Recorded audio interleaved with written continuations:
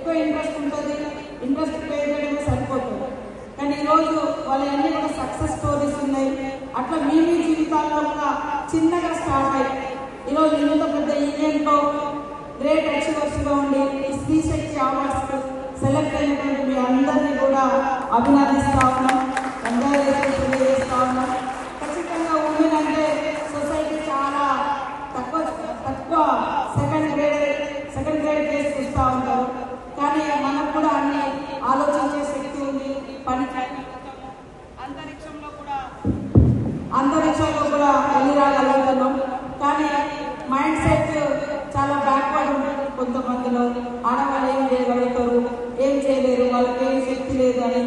కానీ దేశాలు వెళ్ళగలిగారు, అంతరిక్షంలోకి వెళ్ళగలిగారు.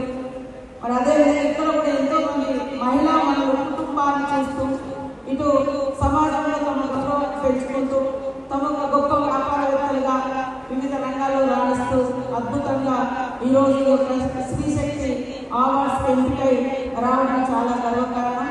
ఖచ్చితంగా మహిళలు కలిసినంటే ఏదైనా సాధించగలుగుతారు, అన్ని రంగాలలో రాణించగలుగుతారు.